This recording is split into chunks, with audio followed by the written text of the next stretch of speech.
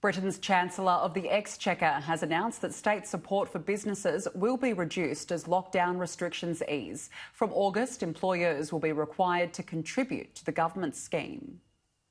It is the beginning of the end of the lockdown, but the economic consequences are only just starting. In the coming weeks, shops will open, businesses will restart, and life is supposed to start returning to normal. At least that's the plan.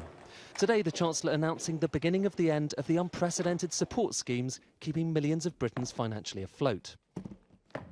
I believe it is right, in the final phase of this 8-month scheme, to ask employers to contribute, alongside the taxpayer, towards the wages of their staff.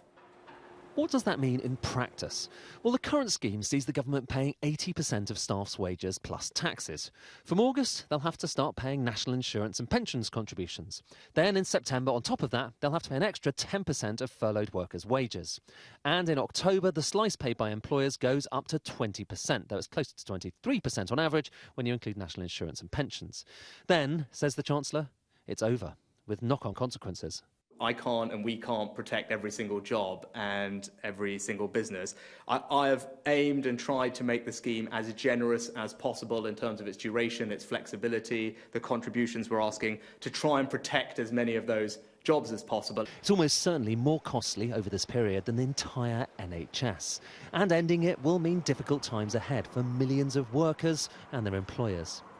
Unfortunately, some of the jobs that have been saved by the furlough scheme in the short to medium term will not be there when we get to the end of this economic crisis. As the scheme ends, the Chancellor says the next few months could be a rebuilding exercise as Britain gets back to work. The hope is that normal life resumes soon, but still, uncertainty hangs heavy. Ed Conway, Sky News.